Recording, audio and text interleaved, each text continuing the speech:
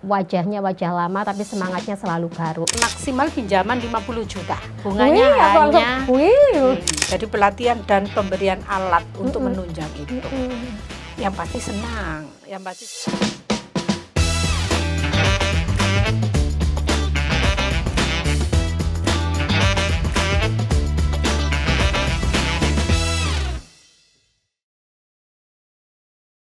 Halo Sobat JP Pods, jumpa lagi di program Jawa Pos Podcast spesial bersama DPRD Provinsi Jawa Timur. Selalu banyak hal menarik, isu yang langsung diambil, dirangkum, dicatat oleh para legislatif. Ya memang pancen tugasnya mereka mendengarkan keluh kesah ya. Dan topik ini itu selalu menjadi bahan perbincangan khususnya para pelaku usaha. Kita akan membahas bagaimana perkembangan UMKM Jawa Timur di tengah kondisi ekonomi yang tidak baik-baik saja, sementara pemerintah berkeinginan bercita-cita zero kemiskinan. Masyarakat sudah banyak yang berinovasi, kreatif, ya tapi mungkin masih banyaklah kendala-kendala yang dialami terkait modal, mungkin izin usaha yang mungkin masih dianggap menjadi beban. Langsung saja kita sapa sosok yang mungkin lebih ngelontok, lebih dekat dengan masyarakat khususnya emak-emak. Ketua Komisi B DPRD Provinsi Jawa Timur, beliau dari fraksi PKB. Wajahnya wajah lama tapi semangatnya selalu baru. Ibu Haja Ani Maslahah. Ya loh Bu, wajahnya paling lama tapi selalu semangatnya yang paling energik. Iya. Semangatnya paling energik Bu. Amin, amin, amin. Bahkan kalau dilihat ya dari teman-teman mungkin masyarakat ya dari 5 tahun atau 5 periode yang lalu mungkin sama aja ya Bu ya. Hanya perbedaannya apa sih? Enggak tipis. Enggak. Bu, kemarin di episode kemarin kita sudah membahas soal Koperasi Merah Putih. Nah ini sebenarnya kalau kita tarik ada kaitannya Bu terkait dengan UMKM, pengembangan UMKM di Jawa Timur. Bagaimana Bu? Kalau kita ketahui kan kemarin Bu Gubernur, Bu Khofifah Indar Parawansa ini sangat getol sekali untuk mempromosikan produk UMKM Jawa Timur sebagai bentuk kebanggaan bahwa masyarakat Jawa Timur ini pinter-pinter. Betul. Emak-emak itu gak hanya hobi ngosip ngibah ya Bu ya. Dolenan TikTok IG ku ternyata ya gak hanya digawe konten guyonan dodolan pisan. Lah pinter-pinter ya Bu ya. Ada pasar lah. Tapi Bu sik ono ae masalah Bu. Nah, sing luwih ngerti aslinya ya sampean masalah-masalah kayak gini nih Bu. Apa sih Bu sebenarnya yang banyak dikeluhkan di masyarakat terkait dengan perkembangan UMKM yang sudah banyak di Jawa Timur? Ya. Saya pikir mengawali kita harus bersyukur. Ngomong Jawa Timur adalah UMKM. Kenapa? Supporting PDRB Jawa Timur. Kalau tahun lalu itu 30%. Hari ini 32%-nya adalah dari industri pengolahan. Dalamnya adalah UMKM itu. Artinya bahwa terbesar produk dalam menjadikan uang kira-kira kayak gitu di Jawa Timur adalah UMKM. Itu tentu menjadi bersyukur karenanya kemudian pihak pemerintah Provinsi Jawa Timur ini mengeluh-elukan dan memberikan prioritas yang cukup besar terhadap pelaku UMKM. Salah satunya di tahun 2025 ini nanti akan ada semacam suntikan anggaran sebesar 250 miliar program Prokesra, program kesejahteraan rakyat yang diperuntukkan untuk pelaku UMKM, maksimal pinjaman 50 juta. Tapi yang menyenangkan adalah bunganya bunganya hanya 3% setahun. Artinya sebulannya tidak lebih dari 0,5%. Koncoku wis niat kate daftar iki Bu biasanya. Bisa. Syaratnya gampang, yang penting punya usaha. Sekalipun ultra mikro itu bisa. Itu hanya memang persoalan yang masih kami dengar di masyarakat ini adalah terkait dengan pasar yang dikeluhkan. Ketika era digitalisasi, pasar semakin melebar. Nah, melek digitalnya pelaku UMKM Jawa Timur ini yang masih belum masif. Ini yang akhirnya menjadi kompetitor usaha, ya semakin menjadi tantangan bagi pelaku UMKM kita. Terus terang kalau kita melihat jumlah ya Mbak Feni, jumlah UMKM Jawa Timur itu hampir 10 juta loh. Dari total 40 juta penduduk Jawa Timur, dari populasi 40 juta, 9,7 jutanya pelaku UMKM. Makanya UMKM itu dari sektor usaha di Jawa Timur nomor 1. Baru yang nomor 2 itu sektor primer. Sektor primer itu ya pertanian, perkebunan, perikanan, itu kedua. Yang ketiga jasa, barang dan jasa, termasuk industri besar, itu ketiga. Keempat pariwisata dan lain-lain sebagainya. Artinya memang mendominasi sektor-sektor usaha yang ada di Jawa Timur adalah pelaku UMKM. Tetapi dari 9,7 juta yang mempunyai nomor induk berusaha hanya 1,5 juta. Berapa? Artinya kecil, 16% lah ya. Dari 9,7. Dari 9,7 hanya sekitar 16% yang mempunyai NIB. Padahal NIB ini namanya aja nomor induk berusaha. Artinya legalisasi seorang pengusaha, entah ultra mikro hingga besar, itu ya terlihat dari situ.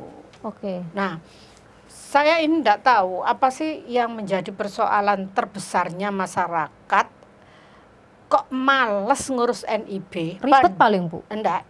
Padahal NIB ini kan syarat untuk satu, mendapatkan pinjaman dengan bunga lunak, terutama program-program yang diberikan oleh pihak pemerintah, baik pusat maupun daerah. Yang kedua, ketika ada nomor induk berusaha, tentu brand mereka lebih terlindungi. Yang ketiga, akan bisa mengakses segala bentuk produk kebijakan, salah satunya misi dagang, pameran, event. Itu adalah pemerintah mengajak yang sudah punya NIB, kira-kira kayak itu.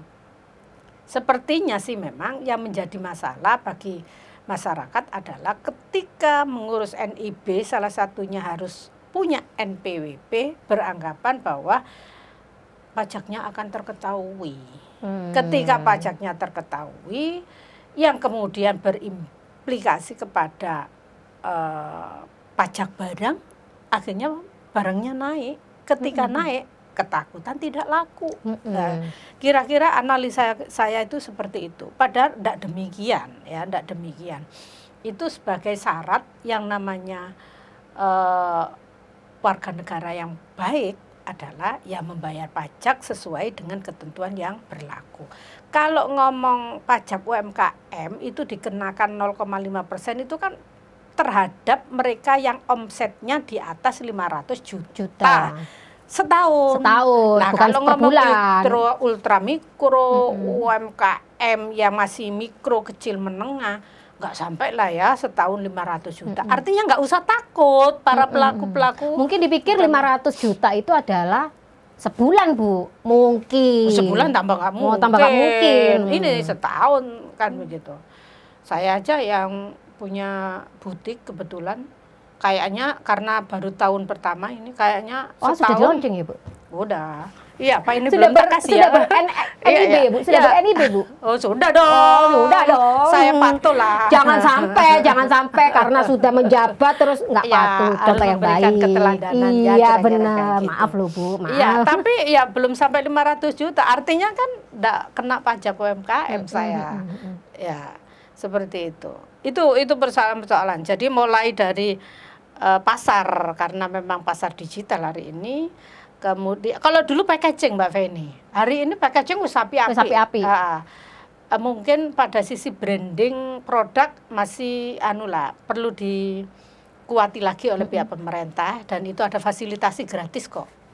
Tetapi syaratnya harus punya NIB. Nah, kalau ya mohon maaf ya Bu, kayak mungkin saya mewakili emak-emak atau pelaku UMKM di rumah, daripada ribet-ribet Bu, wis ono jasa sing gaekno desain.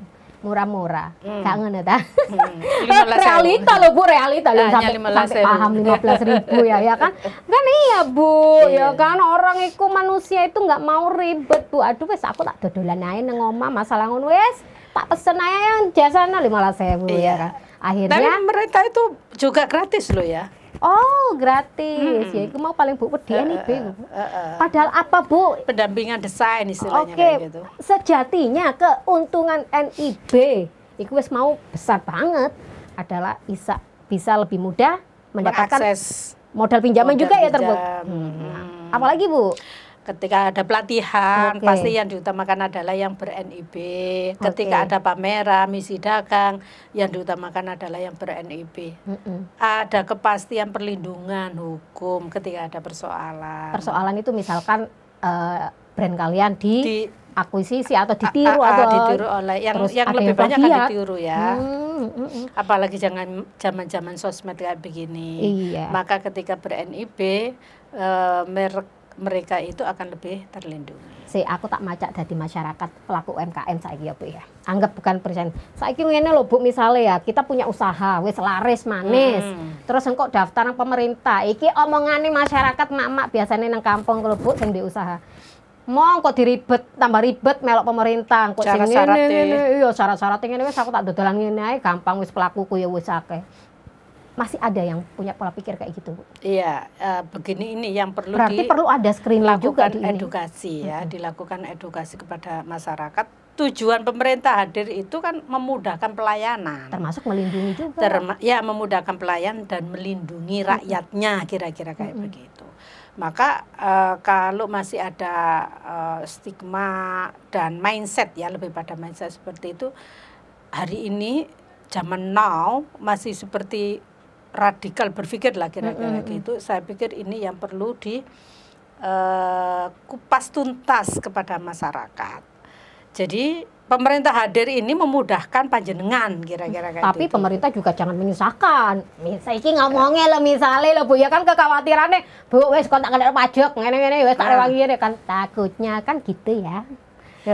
Ya, semua daerah itu ada hotline untuk pengaduan. Nah, ini viral saya pikir penting. Misalnya anak oknum ya Bu. Kalau tidak tahu hotline-nya, nomor teleponnya, hari ini dunia digital. Iya. Disosmedin aja. Disosmedin saja. Benar kata Bu Ani. Jadi jangan khawatir kalau misalkan disusahkan oleh pemerintah atau oknum yang mengatasnamakan pemerintah tinggal diviralin aja. Yang pasti tujuannya pemerintah itu adalah baik. Tapi sejauh ini untuk perkembangannya gimana Bu? Selain jumlah dari produk-produk tersendiri, ini kayaknya sudah banyak lebih.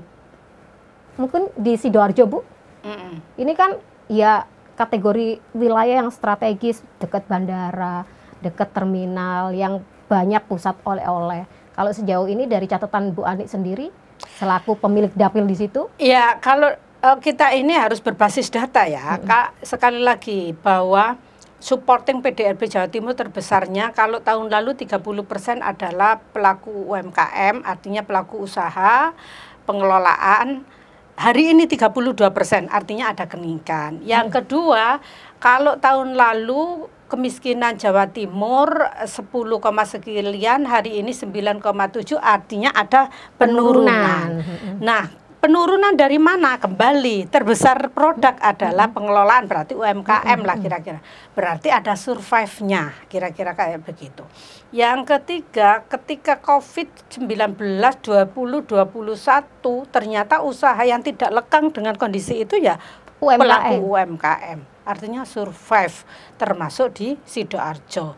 Sidoarjo ini dari 38 kabupaten kota, TPT tertinggi itu Sidoarjo, tingkat pembangunan tertinggi. Kenapa? Karena usaha industri besarnya besar di Sidoarjo. Maka ketika ada persoalan COVID, yang paling kolab itu di Sidoarjo.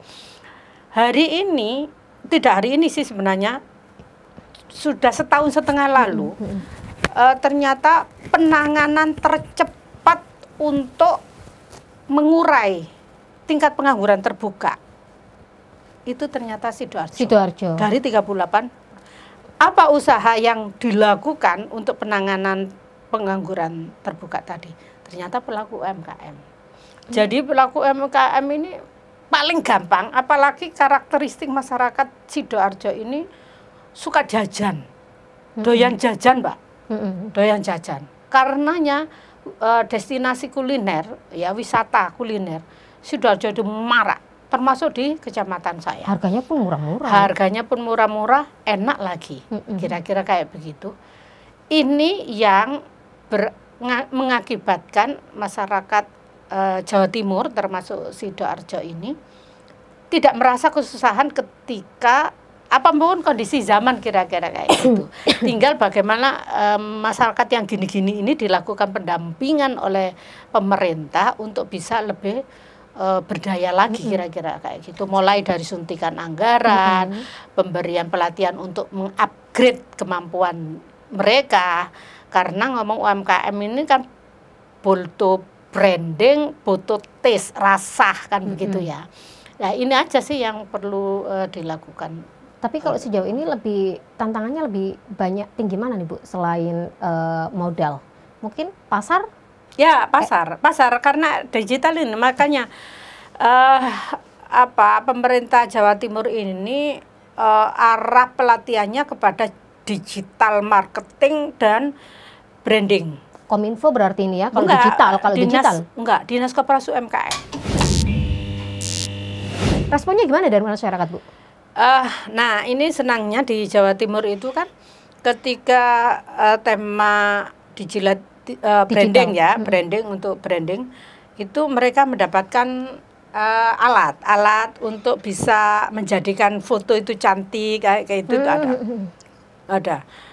Termasuk bagaimana mendesain, butuh apa, itu ada alat yang diberikan. Jadi pelatihan dan pemberian alat untuk menunjang itu.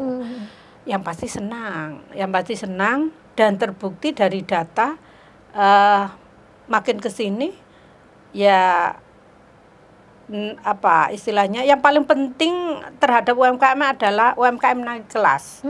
Hanya memang data yang sampai detik ini ketika saya minta ke dinas itu masih belum disampaikan kepada kami.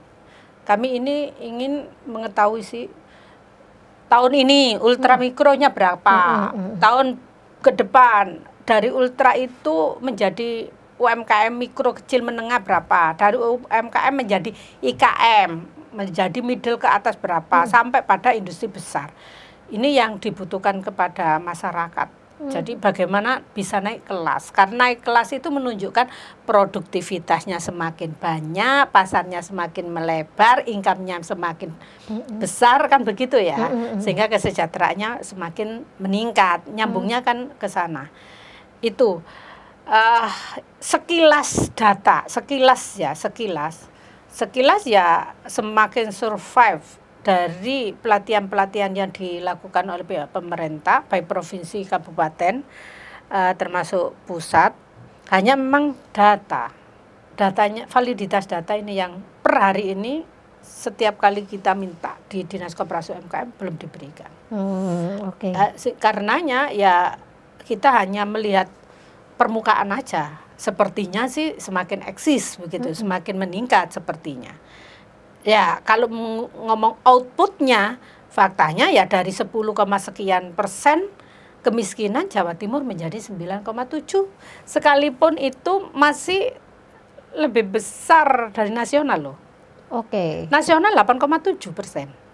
Berarti kita di kisaran Jawa masih tinggi.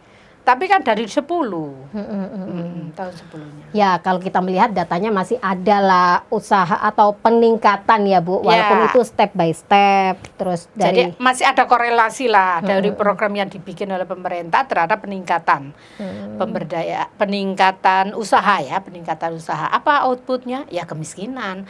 Apa buktinya? Ya karena buktinya UMKM ini dominasi 32%. Akan begitu. Ketika kemiskinan turun, berarti pelaku UMKM ada kenaikan karena yang terbesar usaha itu. Ini analisa kasaran kan begitu ya. Bu, ini kan tadi yang mencontohkan adalah Bu Ani, mungkin salah satu punya inisiatif memberikan wadah para pelaku UMKM dengan menggandeng Dinas Koperasi untuk melakukan pelatihan, pendampingan agar lebih upgrade. Tapi sejauh ini untuk non legislatif dalam artian pemerintah. Apakah juga aktif, Bu, untuk melakukan pendampingan seperti itu? Kalau ngomong tupoksi, sesungguhnya bukan tupoksi kami melakukan pendampingan. Makanya tadi saya sebutkan inisiatif. Maka ini tupoksinya siapa? Ya eksekutif, namanya adalah eksekutor. Tetapi karena kami ini lembaga pembentuk, penentu kebijakan, maka kami harus... Yang paling penting adalah yang sering dicurhati, ya, Bu. Yang sering dicurhati, maka bagaimana kemudian mengkolaborasikan, mengakses program-program yang kemudian kita lakukan pendampingan dan pengawasan bersama. Tetapi kewajiban utamanya siapa? Ya eksekutif, karena eksekutor yang melaksanakan. Tapi kalau di Sidoarjo sendiri gimana, Bu, untuk kesetelan mereka, terus semangatnya, ataukah semakin banyak para pelaku UMKM, atau hanya tetap dengan data itu namun punya banyak cabang? Datanya meningkat.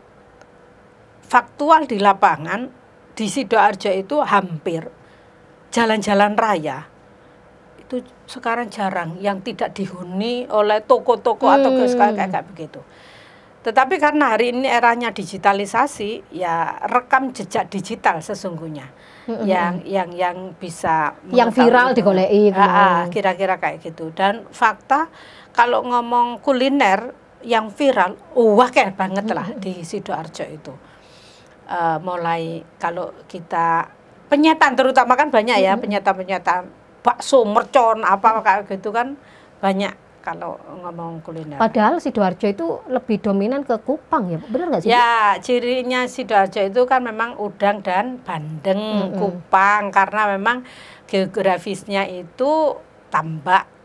OTT ya kan? Porong, OTT Porong. Bahasa Indonesia bakwan porong. Iya, bakwan porong itu legendaris lah. Legendaris, ya, iya.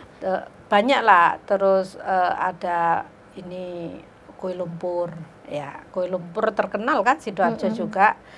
Terus kerupuk ikan. Enggak hanya kerupuk ikan, kerupuk berbagai varian ya, berbagai varian. Karena sekali lagi terkenalnya ya tambak yang kemudian diolah karena memang UMKM-nya besar di Sidoarjo, menjadi aneka ragam kayak bandeng tanpa duri, tanpa tulang, ikan tanpa tulang, kan begitu banyak di Sidoarjo. Dan industri-industri kreatif yang lain termasuk ya yang terkenal ya Intaku itu, koperasi kulit-kulitan. Di Waru juga selain besi yang terkenal itu kan juga kulit-kulit untuk sepatu, untuk tas, tetapi memang masih lebih moncer di Tanggulangin, lebih terkenal. Telur asin, jamu, banyak sih. Masih berbau-bau termasuk tradisional. ini yang ku pakai, batik.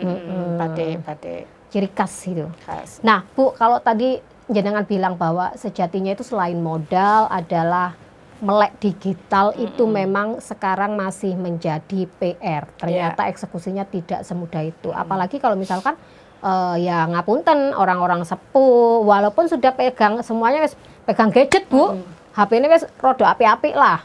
Ikut, tapi ya ketika tidak bisa mengambil gambar atau apa, kalau packaging kan sudah tadi disebutkan sudah ada solusi, gampang branding.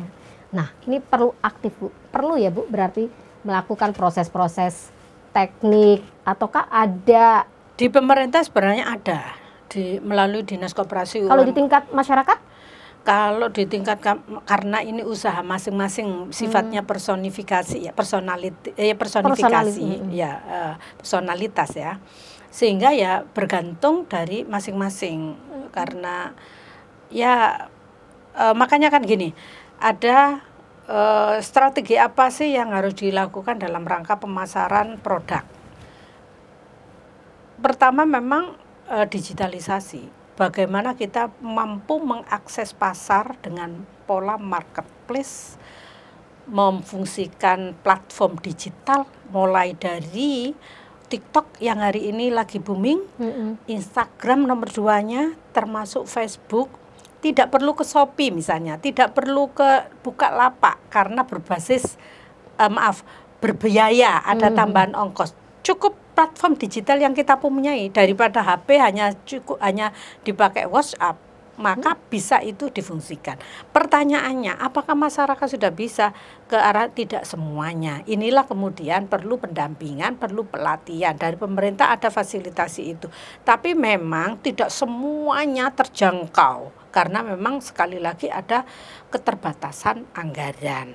Oleh karenanya, bagaimana para pelaku ini bisa melakukan itu? Ya harus pinter-pinter mengadop program-program itu. Kalau enggak, ya memang dari pribadi pemilih itu harus mempunyai salah satu.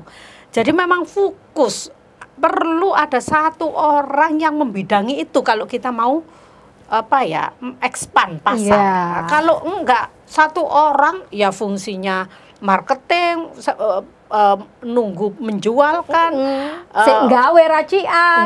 Kayak begitu ya memang susah. Karena nggak mau digital, ini butuh satu orang yang spesial ngurusi itu. Tuh satu. Ahli sekarang karena udah punya butik. Yang kedua, strategi untuk pasar itu selain digital ya ini meningkatkan branding itu. Packaging juga termasuk itu tadi ya. Betul, salah satunya adalah packaging, desain, merek yang mudah diingat, yang unik, kira-kira. Lah kayak begini ini butuh pelatihan pendampingan. Ada sih yang pribadi-pribadi sudah memang ada jiwa di situ ya. Passion bahasanya kayak begitu.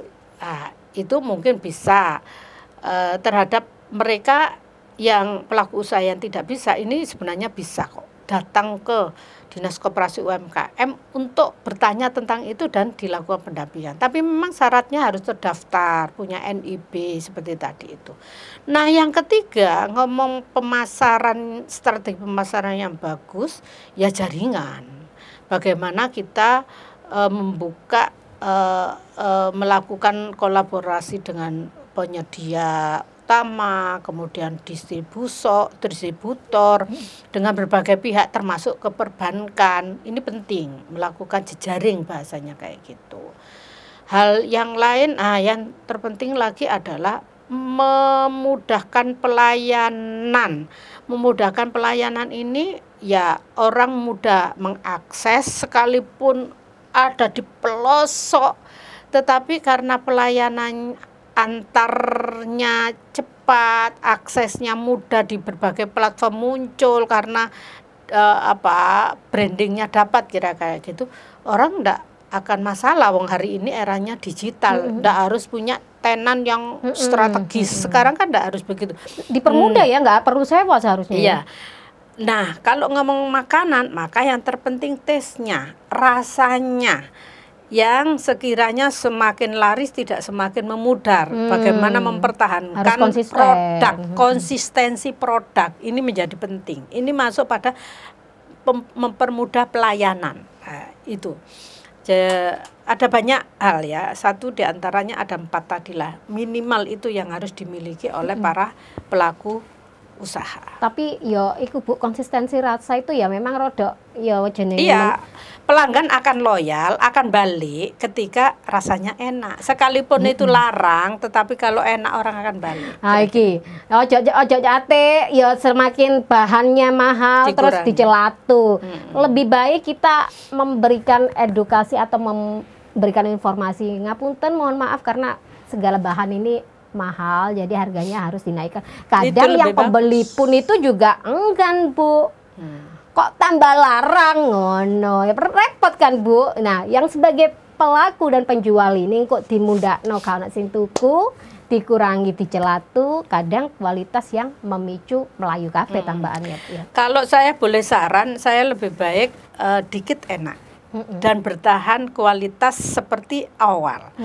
Itulah yang akan membangun loyalitas orang untuk terus menggandrungi datang golei. Kira-kira ya, kayak gitu. Menjadi candu. Bu, candu. Itu tadi menjadi catatan ya. Nah, ini juga peran anak muda nih. Kalau misalkan punya orang tua yang masih kurang melek digital, kita juga harus inisiatif untuk melakukan, membantu mempromosikan ya Bu ya. Terus soal NIB itu tadi, apakah juga harus datang? Setidaknya kan bisa jemput bola. Jawa Timur ini sejak 2000, kebetulan saat itu saya 2018 ya, saya masuk di Pansus kalau nggak salah. Bahwa sistem perizinan kita ini kan tidak konvensional, sudah OSS. Jadi ngurus NIB itu ya Bisa cukup juga di mana-mana, gampang. Dan itu ada pendampingan gratis lagi. Tinggal mau nggak pelaku usaha ini memenuhi syarat. Itu aja sih. Prosesnya cukup di melalui situs online ya. Situs ini online. Jadi syarat loh, apalagi ini habis ini benar-benar diaktifkan. Koperasi Merah Putih menjadi salah satu peluang bagi. Itu bisa lakukan kolaborasi karena salah satu jenis usaha yang akan dikelola oleh Koperasi Merah Putih adalah logistik. Logistik itu ya produktivitas lokal apa yang dihasilkan oleh masyarakatnya itu bisa pasarnya melalui koperasi itu. Tidak harus beras doang, tidak harus jagung doang, tapi bisa produk-produk UMKM. Nah nanti kalau misalkan masih kurang jelas, setiap kali Bu Ani melakukan turun ke lapangan, baik agenda reses atau agenda yang disebutkan tadi Bu Ani, yang sering aktif ya Bu ya, melakukan pelatihan terhadap UMKM, ini lebih bisa tahu nanti gimana masalah-masalahnya, bisa langsung tanya ke Bu Ani. Dan juga dinas-dinas atau pakarnya yang sudah dihadirkan oleh Bu Ani ini cukup bagus loh kalau misalkan mensupport warga Sidoarjo. Kudune ya seneng loh duwe wakil rakyat kayak gini sing tekone gak 5 tahun pisan. Bu Ani, sebelum menutup perjumpaan kita di episode kali ini, pesan apa nih dari tema kita hari ini terkait dengan pengembangan UMKM di Jawa Timur yang mungkin wonge wis oke. Ya. Pada seluruh pelaku UMKM, kami bagian dari pemerintah Jawa Timur, tentu berterima kasih dulu. Terima kasih karena upaya konkret panjenengan akhirnya Jawa Timur bisa sedikit mengurangi angka kemiskinan dari 10,3% menjadi 9,7%. Ini salah satu yang berkontribusi adalah pelaku UMKM Jawa Timur, karena faktanya adalah sektor terbesar supporting PDRB Jawa Timur. Maka ayo lebih semangat lagi, percaya dirilah bahwa produk UMKM Jawa Timur itu tidak kalah bersaing dengan dunia global, mulai dari taste-nya, rasanya, dari bentuknya, packagingnya, hingga sampai pada segalanya lah yang menjadi produktivitas kita harus percaya diri. Percaya dirilah. Oleh karenanya kepada masyarakat Jawa Timur, ayo kita tanamkan sense of belonging, rasa memiliki. Tidak akan enjoy, tidak akan bahagia bila tidak membeli produk dalam negeri. Cintailah produk-produk Indonesia dalam negeri. Mencintai berarti dengan cara membeli, membeli berarti mencintai. Dengan demikian maka kita akan survive dengan untuk kita sendiri. Oke, menjadi makna tersendiri ya. Jadi saya pun juga sedikit lega, tidak khawatir Bu dengan kondisi. Ya, banyak efisiensi di mana-mana ya Bu ya. Kita benar-benar harus mengasah. Kalau tadi Bu Ani sebut, kalau dulu kita sering mendengar cintailah produk-produk Indonesia, maka kita juga harus punya tagline cintailah produk-produk Jawa Timur. Itu ya Bu Ani ya. Betul. Terima kasih Bu Ani atas waktunya. Semoga ada lain kesempatan lagi. Amin. Apalagi yang ngobrol ini Mak Junior, Mak Senior sama Mak Junior. Kayak ngobrol Mak double Ma ini akan lebih mengena untuk masalah peremak-emakan yang lebih pakar soal ekonomi. Karena kan menurut saya Ibu ya, memang poinnya itu adalah di emak-emak kondisi ekonomi kita. Oke, saya mewakili segenap keluarga besar JP Pots mengucapkan terima kasih dan sampai jumpa di episode selanjutnya di program spesial podcast bersama DPRD Jawa Timur. Sampai jumpa.